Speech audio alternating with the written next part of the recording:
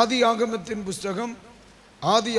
புஸ்தகம் அதனுடைய 6ஆம் அதிகாரத்திலிருந்து கர்த்தருடைய வார்த்தை. கொப்பேறு மரத்தால் உனக்கு ஒரு பேழையை உண்டாக்கு, அந்த பேழையிலே அறைகளை உண்டு பண்ணி, அந்த பேழைகளில் அறைகளை உண்டு பண்ணி, அதை உள்ளும் புறம்புமாக கீழ்பூசு, அதை உள்ளும் புறம்புமாக கீழ்பூசு. அடுத்த வசனம், நீ அதை பண்ண வேண்டிய விதம் என்னவென்றால், அதை நீ பண்ண வேண்டிய விதம் என்னவென்றால், பேழையின் நீளம் 300 முழமும் 300 முழ நீளமும், அதன் அகலம் 50 முழமும் 50 முழம் அகலமும், அதன் உயரம் 30 முழமுமாய் இருக்க வேண்டும். 30 முழமுமாக இருக்க வேண்டும். நீ பேழைக்கு ஒரு ஜன்னலை உண்டு பண்ணி, பேழைக்கு ஒரு ஜன்னலை உண்டு பண்ணி, மேல் தட்டுக்கு 1 முழ தாழ்த்தியிலே, மேல் தட்டிற்கு 1 முழம் தாழ்த்தி, அதை செய்து முடித்து, பேழையின் கதவை அதன் பக்கத்தில் வைத்து, ஜன்னலின் பக்கத்தில் வைத்து, கீழ் அறைகளிலும் 2ஆம் தட்டின் அறைகளையும் 3ஆம் தட்டின் அறைகளையும் பண்ண வேண்டும். அல்லேலூயா சொல்லுங்க அல்லேலூயா. இப்ப கடைசியா வாசிச்சதை ஒரு வாட்டி கூட வாசிங்க மக்களே.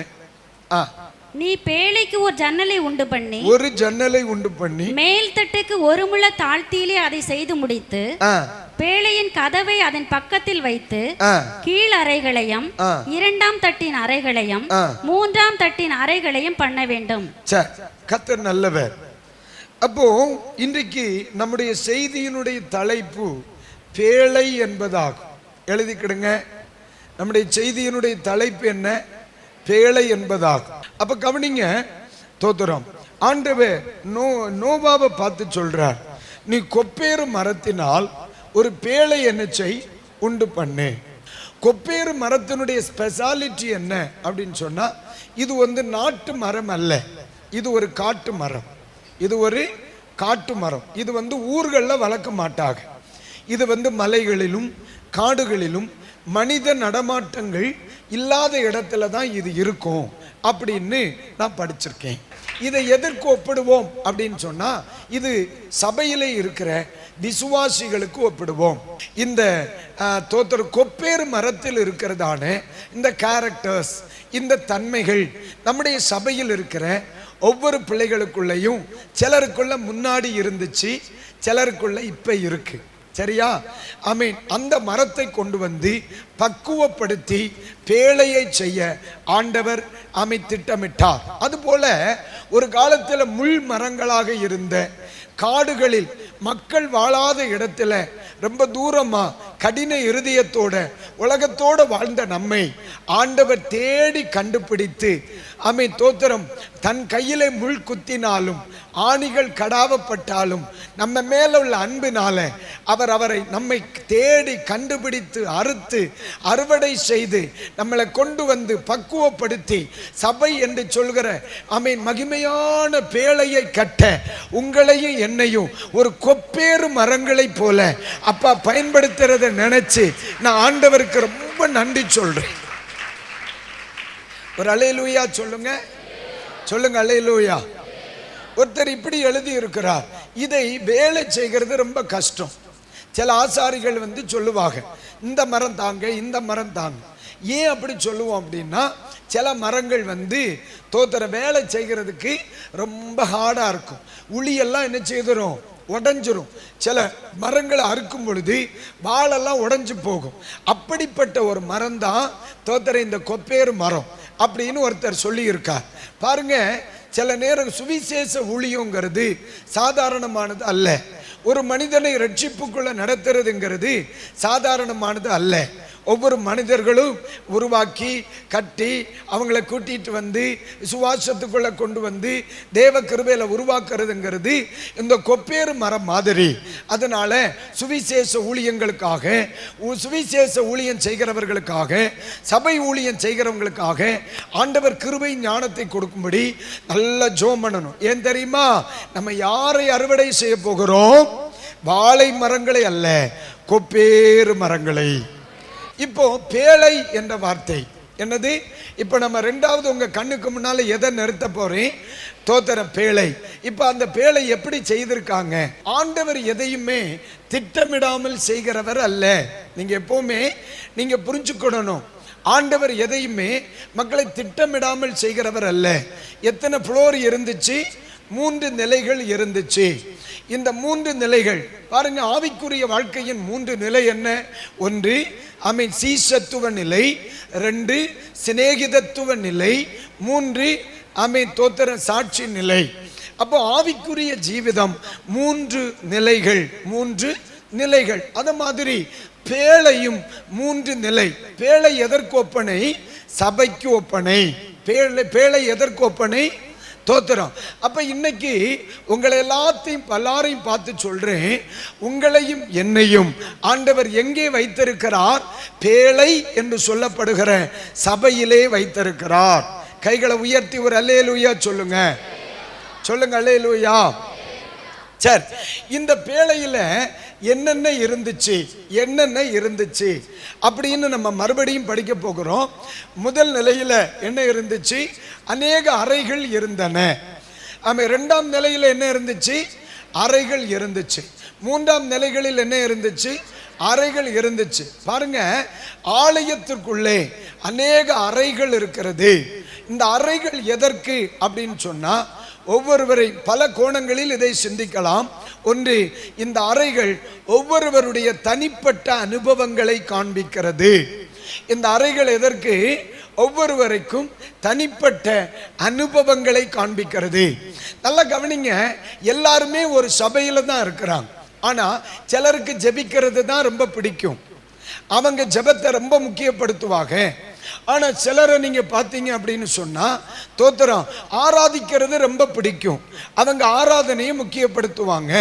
சிலருக்கு பிரசங்கம் கேட்கறது ரொம்ப பிடிக்கும், அவங்க பிரசங்கத்துக்கு அதிக முக்கியத்துவம் கொடுப்பாங்க. இது ஒரு சாதாரணமா புரிகிற மாதிரி சொல்றேன். அறைகள் என்பது அனுபவங்கள். கைகளை உயர்த்தி ஒரு அல்லேலூயா சொல்லுங்க.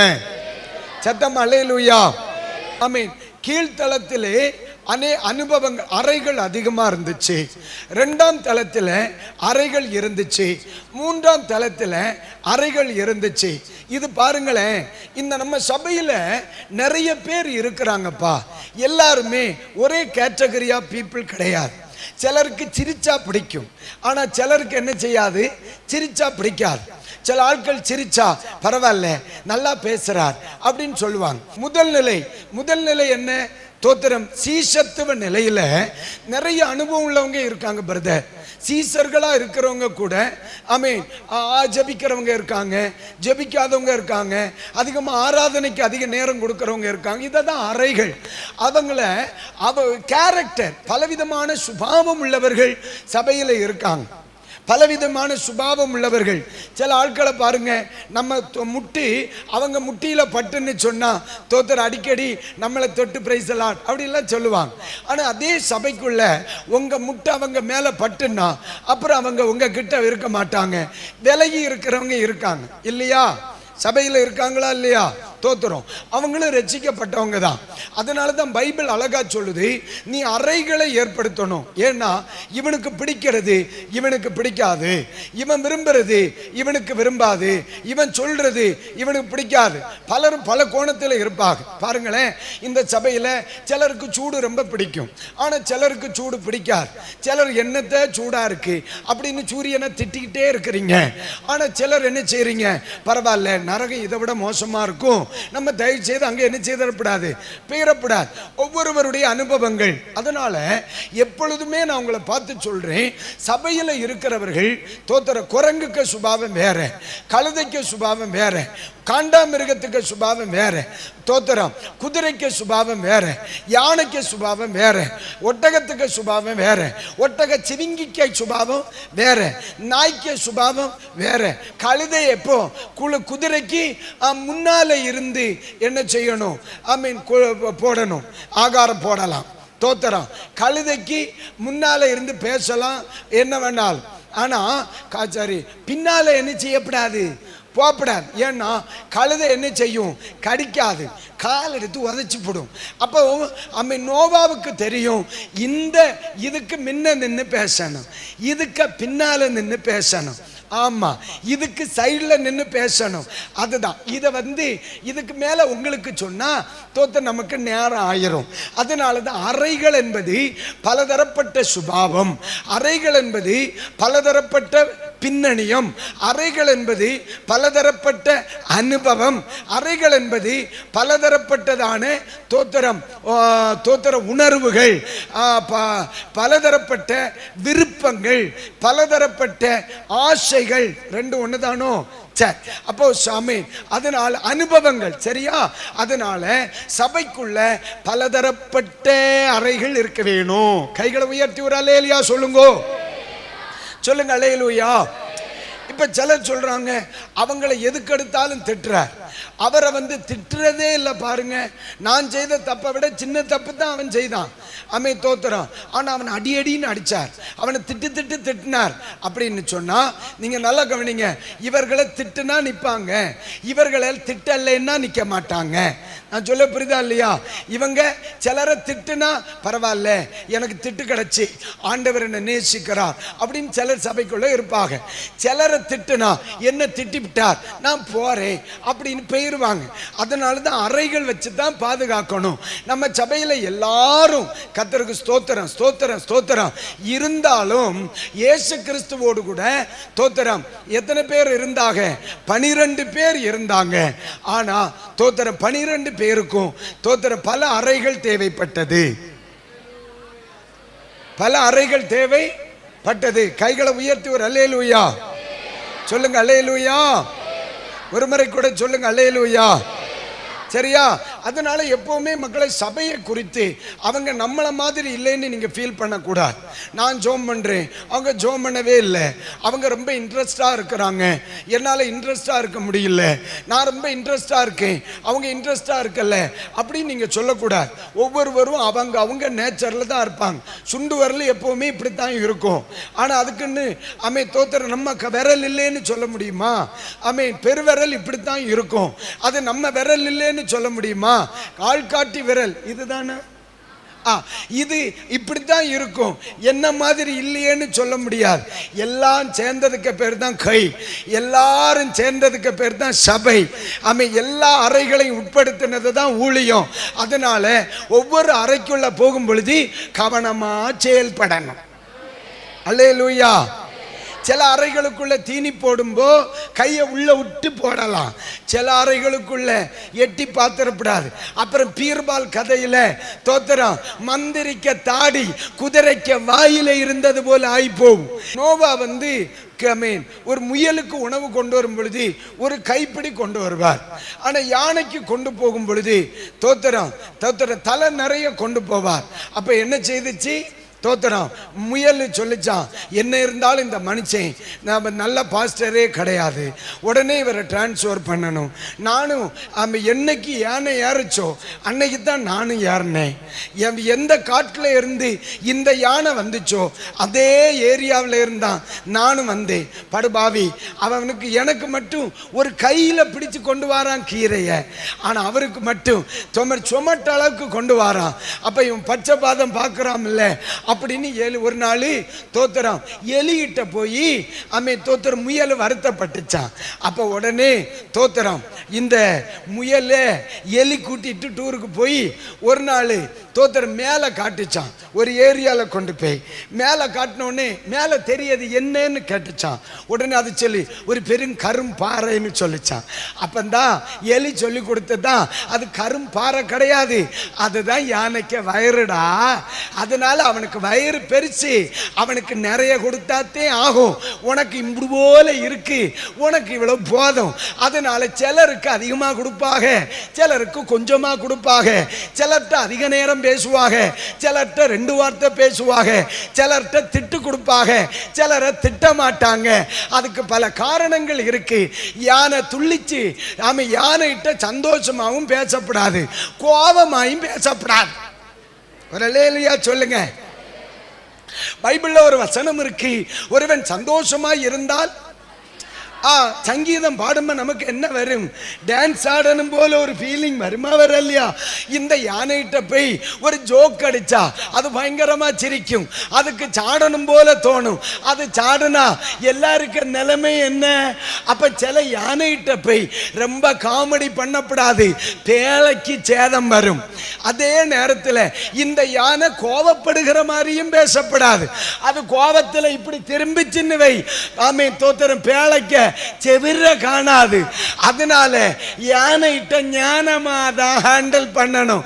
நீங்க உங்க இடத்துல இருந்து பார்க்கும்போ சிலர்கிட்ட பேசுறது, சிலர்கிட்ட சிந்திக்கிறது, சிலையாட்ட தமாசா பேசுறது, சிலர்கிட்ட ஸ்ட்ரிக்டா இருக்கிறது, சிலரை திட்டுகிறது உங்களுக்கு தப்பா தெரியும்.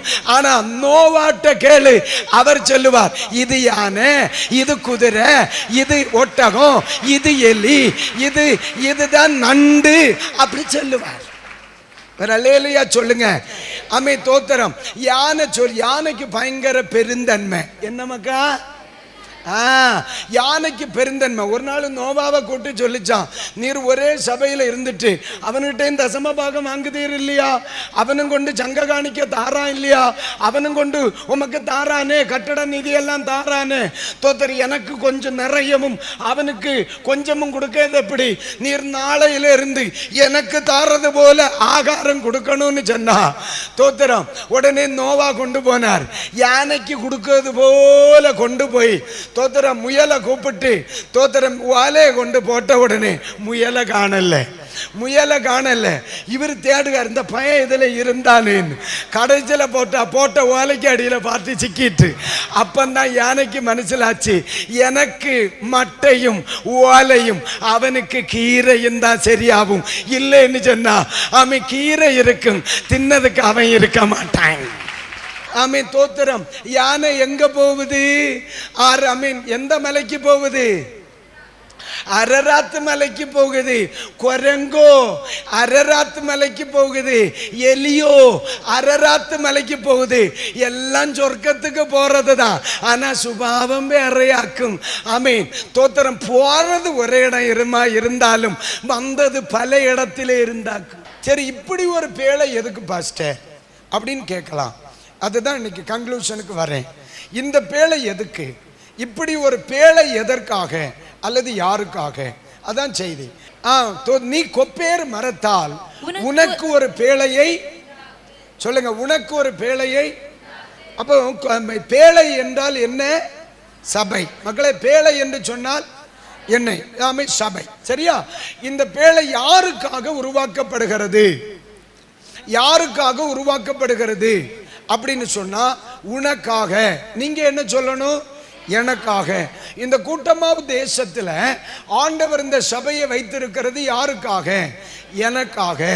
இந்த தரிசனம் தந்தது யாருக்காக? எனக்காக. எல்லாரும் சொல்லுங்க, யாருக்காக? உங்க நன்மைக்கு தான் இந்த சபை. அப்ப இந்த சபைகள் யாருக்காக கட்டப்படுகிறது? தேசத்தின் ஜனங்களுக்காக. ஒரு அல்லேலூயா சொல்லுங்க, சத்தமா சொல்லுங்க, அல்லேலூயா. அப்ப நீங்க அடுத்த கேள்வி கேட்கலாம், தோத்திரம் அப்படியா, என்ன காரணத்திற்காக? அதுல நேர கீழே வரும் பொழுது பைபிள் சொல்லுகிறது, பேழைக்குள் வருகிறவர்கள் என்ன செய்வார்களாம்? காக்கப்படுவார்கள் என்று எழுதப்பட்டிருக்கிறது.